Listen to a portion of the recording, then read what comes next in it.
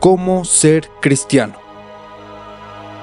Reflexiones y ensayos por C.S. Lewis. Sobre el atractivo y los retos de la vida en el hogar. De Dios en el banquillo, del capítulo titulado El sermón y el almuerzo. Sí, dijo el predicador, el hogar debe ser la base de nuestra vida nacional. Es ahí, al fin y al cabo, donde se forma el carácter.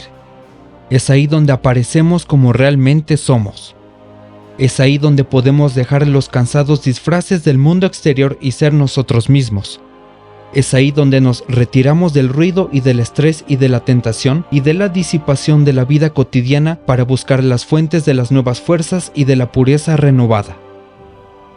Y mientras hablaba me di cuenta de que toda la confianza que había en él había desaparecido de todos los miembros menores de 30 años de esa congregación. Hasta ese momento habían escuchado bien. Entonces empezaron los movimientos y las toses. Crujieron los bancos. Los músculos buscaron cómo relajarse. El sermón, a efectos prácticos, había terminado. Los 5 minutos durante los que el predicador siguió hablando fueron una total pérdida de tiempo, al menos para la mayoría de nosotros.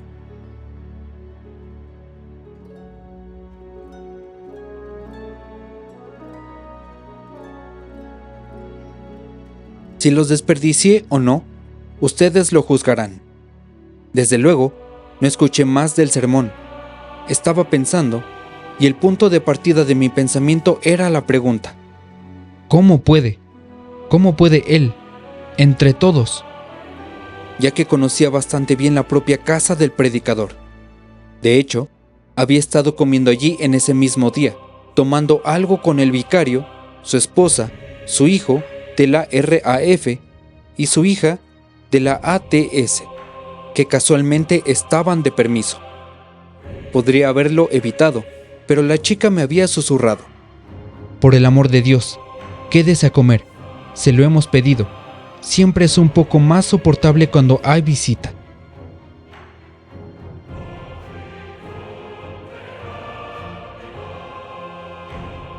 El almuerzo en la vicaría casi siempre sigue el mismo patrón. Comienza con un intento desesperado por parte de los jóvenes de mantener un brillante ritmo de conversación trivial. Trivial no porque sea así su mentalidad. Se puede tener una conversación real con ellos si se les encuentra a solas, sino porque a ninguno de ellos se le ocurriría decir en casa nada de lo que realmente están pensando, a menos que se les antoje tanto que se les obligue a hacerlo. Hablan solo para tratar de mantener a sus padres callados. No lo consiguen. El vicario interrumpe sin miramientos y elude a un tema muy diferente. Nos cuenta cómo reeducar a Alemania. Nunca ha estado allí y parece no saber nada ni de la historia ni de la lengua alemanas. Pero, padre, comienza el hijo, y en eso se queda. Ahora está hablando su madre, aunque nadie sabe exactamente cuándo empezó. Cuenta una complicada historia sobre lo mal que la ha tratado algún vecino, aunque le toma bastante tiempo. No nos enteramos ni de cómo empezó ni de cómo terminó. Todos son detalles intermedios. Madre, eso no es justo, dice finalmente la hija. La señora Walker nunca dijo. Pero la voz de su padre vuelve a retumbar. Le está contando a su hijo sobre la organización de la RAF. Y así hasta que el vicario o su mujer dicen algo tan absurdo que el hijo o la hija les llevan la contraria e insisten en que se oiga. Por fin se ha llamado a la acción a las verdaderas mentes de los jóvenes. Hablan con intensidad, rapidez y en tono despectivo. Tienen los hechos y la lógica de su lado. Los padres responden. El padre vocifera. La madre, oh, bendita jugada de la reina doméstica, está herida. Lo representa con todo el patetismo que puede. La hija se pone sarcástica. El padre y el hijo, ignorándose entre sí, empiezan a hablar conmigo. El almuerzo es una ruina.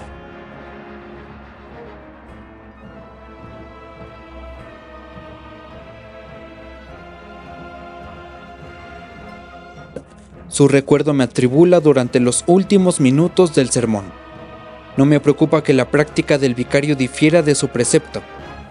Eso es, sin duda, lamentable, pero no es nada del otro mundo.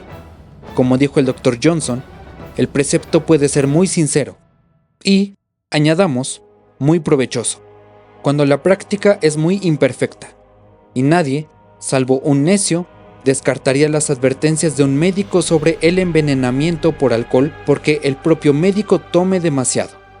Lo que me preocupa es el hecho de que el vicario no nos diga nada de que la vida en el hogar es difícil y tiene, con toda forma de vida, sus propias tentaciones y corrupciones.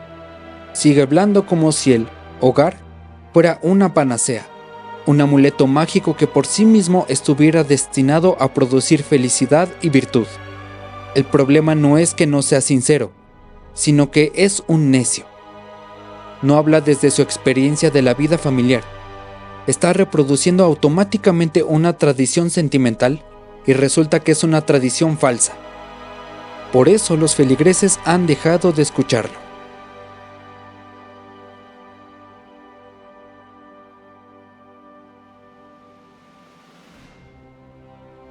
Si los maestros cristianos desean llamar al pueblo cristiano a la vida del hogar, y yo, por mi parte, creo que debe ser llamado a ella, la primera necesidad es dejar de decir mentiras sobre la vida en familia y sustituirla por una enseñanza realista.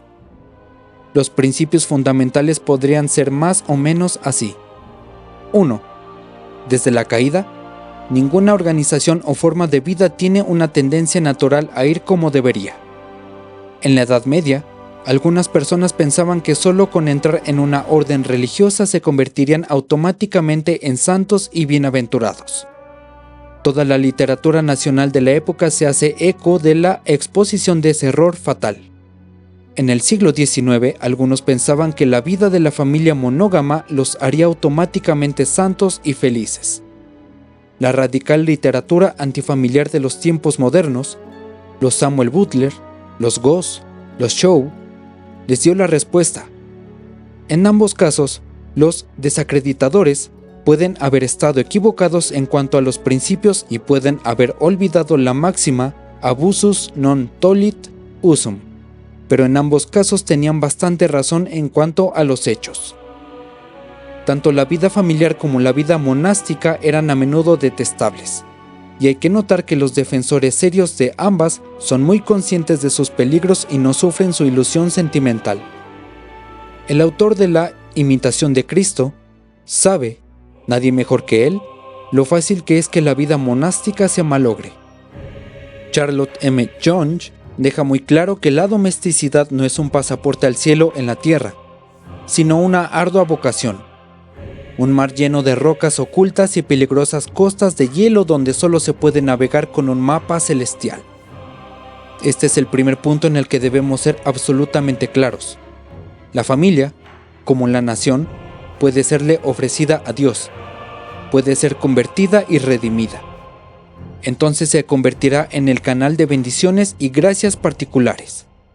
Pero, como todo lo humano, necesita redención. Si no se le da importancia, solo producirá tentaciones, corrupciones y miserias particulares. La caridad empieza en casa. La falta de caridad también.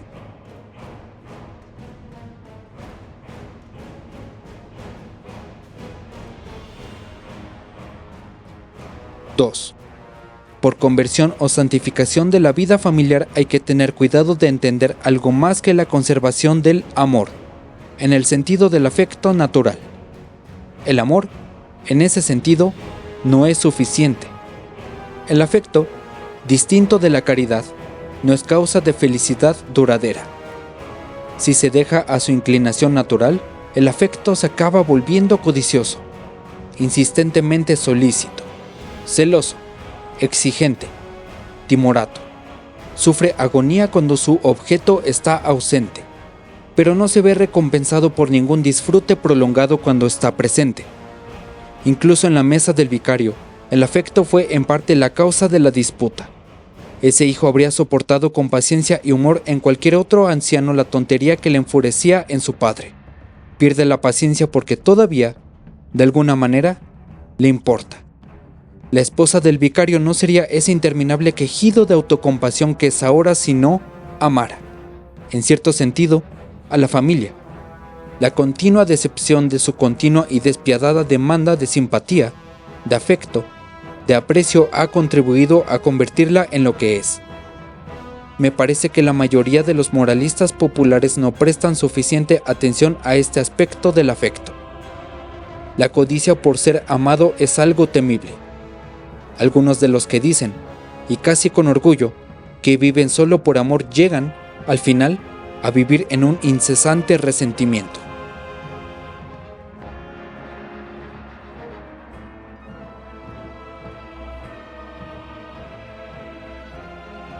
(3) Debemos notar el enorme escollo que supone esa misma característica de la vida hogareña que tan a menudo se presenta como su principal atractivo. Es en ella donde nos presentamos como realmente somos, donde podemos dejar de lado los disfraces y ser nosotros mismos. Esas palabras, en boca del vicario, eran demasiado ciertas y él demostró en la mesa del almuerzo lo que significaban. Fuera de su propia casa se comporta con la cortesía ordinaria.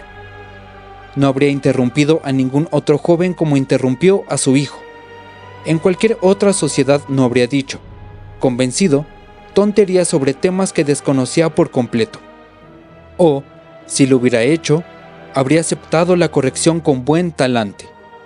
De hecho, valora el hogar como el lugar donde puede ser él mismo, en el sentido de pisotear todas las restricciones que la humanidad civilizada ha encontrado indispensables para una relación social tolerable. Y esto, creo, es muy común. Lo que distingue principalmente la conversación doméstica de la pública es, sin duda, muy a menudo, su simple y franca grosería. Lo que distingue el comportamiento doméstico es a menudo su egoísmo, su dejadez, su falta de civismo e incluso su brutalidad. A menudo sucederá que quienes alaban con más fuerza la vida del hogar son los peores infractores en este sentido. La alaban. Siempre están contentos de llegar a casa. Odian el mundo exterior. No soportan las visitas. No se molestan en conocer a la gente, etc. Porque las libertades en las que se complacen en casa han terminado por hacerlos incapaces de la sociedad civilizada. Si practicaran en algún otro lugar el único comportamiento que ahora consideran natural, serían noqueados sin más.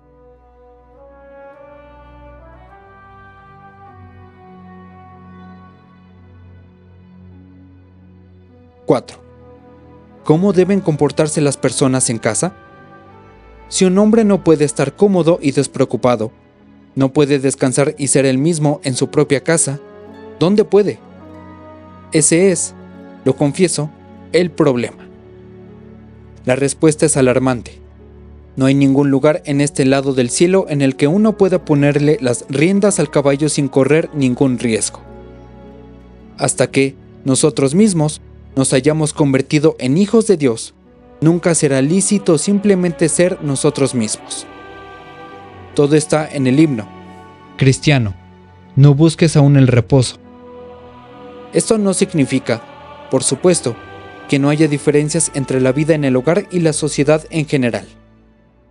Significa que la vida en el hogar tiene sus propias reglas de cortesía, un código más íntimo, más sutil, más sensible y, por tanto, en cierto modo más difícil que el del mundo exterior.